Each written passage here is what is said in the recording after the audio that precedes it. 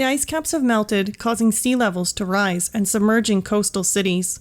People have created robots, mecha, which have become part of everyday living for humans. Dr. Hobby addresses a group of people about the creation of artificial intelligence. He sticks a needle into the hand of a woman, demonstrating her response to pain and the memory of it. He asks the robot, Sheila, to open her mouth. Her face opens to reveal the robot beneath. Hobby removes her core and goes on to say that he believes they can create a robot capable of love. He also believes that through building a robot child with the ability to love, they will finally reach the next step in AI, one with a subconscious and capable of dreaming. Monica and Henry drive to the hospital. She places an audio device on a pod and begins reading a children's book.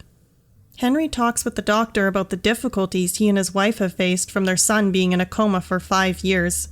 Hobby selects Henry as a top candidate to be the first owner of their new prototype AI. Henry brings David home to a shocked Monica. Distraught, she exclaims that there is no substitute for their child. Though reluctant at first, Monica agrees to try having David stay. David looks at photos in the house. Henry explains to Monica that should she choose to keep David, he has an irreversible imprinting procedure. After imprinting, a robot child cannot be resold. If a parent decides not to keep the child, it must be returned to Cybertronics for destruction. He warns her not to imprint unless she is entirely sure about keeping him. David asks Monica to help him get changed.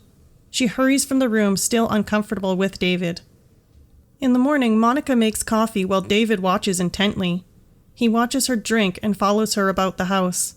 He blocks her way, so she tucks him into a closet. Eventually, Monica opens the door, and he asks if it was a game. Hide and seek. Found you. Later, David finds her in the bathroom. I found you. Ow! Ow! Get out of here! At dinner, a curious David watches them eat.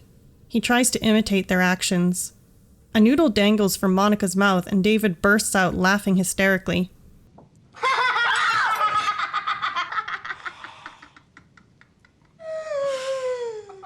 That evening, Monica tucks David into bed. Later on, Monica decides to do the imprinting with David. She places her hand at the back of his neck and speaks the words she was given to say to him. Afterwards, he refers to her as Mommy and hugs her. Monica and Henry get dressed up to go out. He comments about her fragrance that is in short supply. Henry calls David creepy, and Monica replies that he is only a child.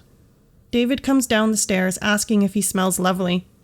Monica rushes upstairs to see that her favorite perfume has been emptied. David asks her if she will one day die. Monica reassures him that she will not die for many years. She gives David a teddy bear that used to belong to her son Martin. David picks up the phone, acting as a speaker. Mrs. Swinton, could you hold a moment? I have an urgent call from your husband. Monica? Monica, can you hear me, Monica? Henry urgently asks Monica to pick up the phone. Martin is finally recovering and is no longer in a coma. Martin plays with David, testing to see who Teddy will come to. Instead, Teddy runs to Monica.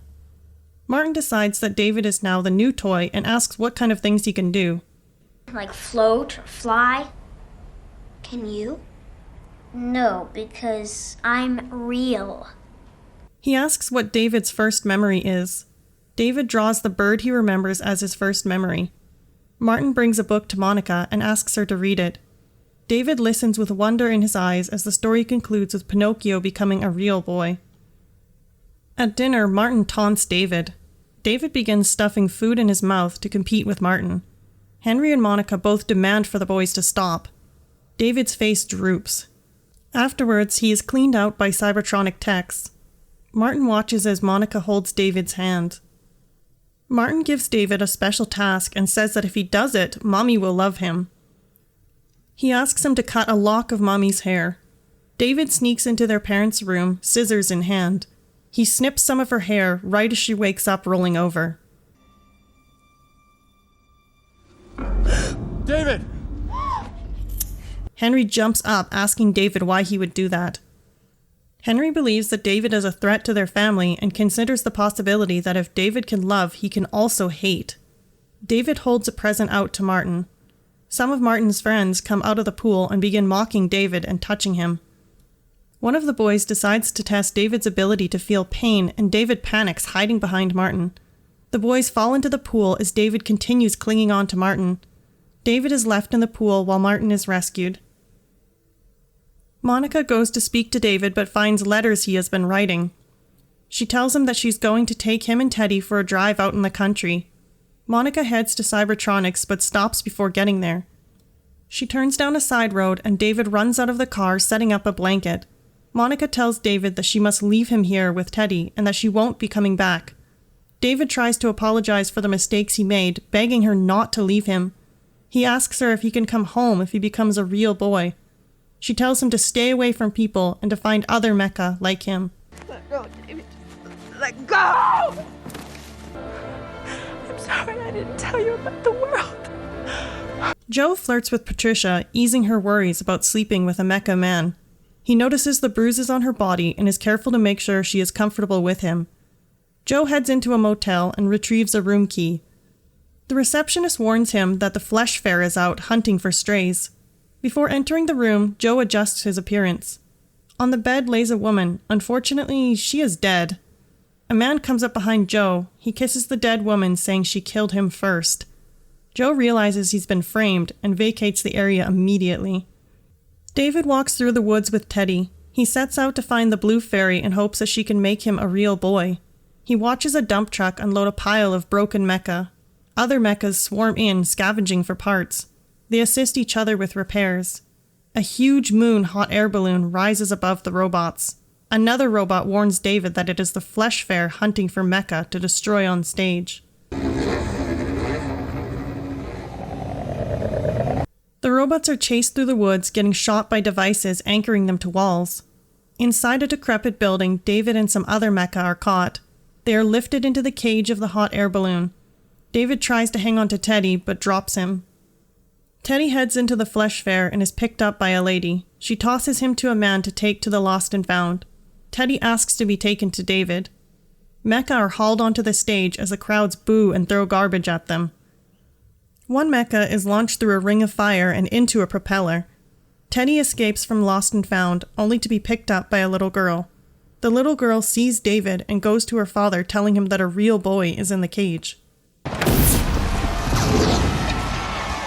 Would you be so kind and shut down my pain receivers? Another mecha is removed from the cage, as a terrified David grabs onto Joe's arm. The girl's father scans David to be sure that he is in fact mecha. More robots are torn to pieces. The Flesh Fair staff puzzle over David as they have never seen a mecha child. The mecha woman smiles at David as acid is poured down on her. David is hauled into the ring with Joe in tow. They are chained to the stand and some acid drips onto David.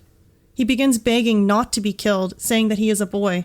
The Flesh Fair announcer tries to convince the crowd that he is mecha. Instead, the crowd begins throwing objects at the announcer. David and Joe are released and they make a run for it.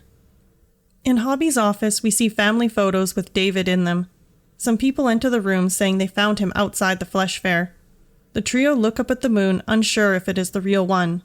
They turn and go another direction. David explains to Joe why he is on the run and that he is looking for the blue fairy. After telling Joe that the fairy is a woman, Joe tells David he knows all about women and where to find them. In Rouge City, where they will be able to ask Dr. No about the blue fairy. Joe tells David that the blue fairy will make him a real boy because he will make her a real woman. She will scream out in the moonlight, oh yes, oh God, oh yes, oh God. Joe convinces some young guys to take them to Rouge City. They arrive at Rouge City, taking in the surroundings.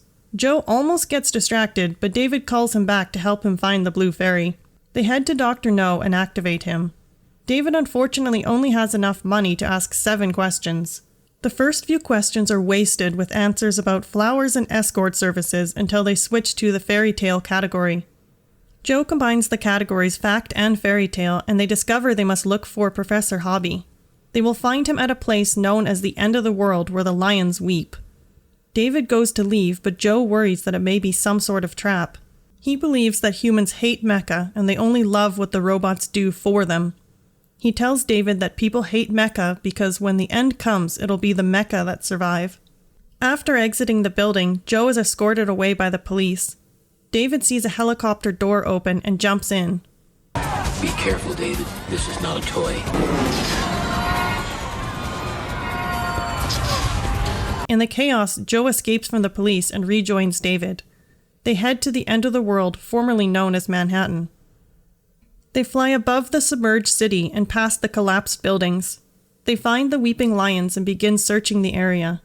Inside the building, they find the same written passage that Dr. No told them.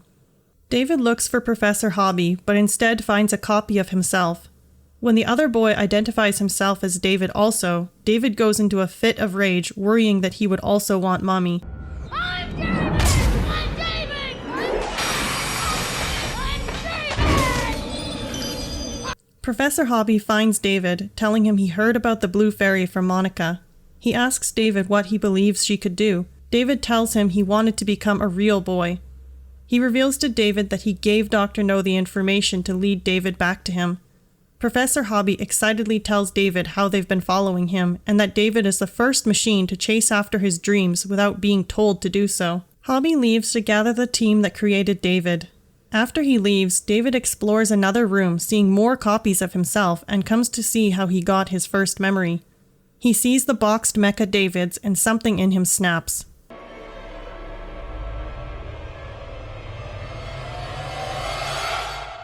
He sits on the ledge of the building and plummets into the water. David is carried through the water with some fish before landing at the bottom. He is carried out of the water by Joe. David tells Joe that he has found the Blue Fairy and must go back to her. Joe is lifted by an aircraft, however he sets the vehicle David is in to submerge before being taken away. David navigates underwater into a submerged theme park, finding the area for Pinocchio. At the top of some stairs, he sees a statue of the Blue Fairy. A Ferris wheel collapses onto his vehicle, trapping him under the water. David begins asking the fairy to make him into a live boy. He continues asking her over and over until the water froze, locking him away with her. 2,000 years later, advanced beings drive through Manhattan.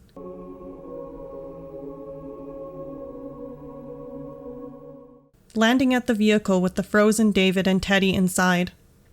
The beings reanimate David, and he slowly gets to his feet. He immediately goes back to the Blue Fairy, reaching out to her.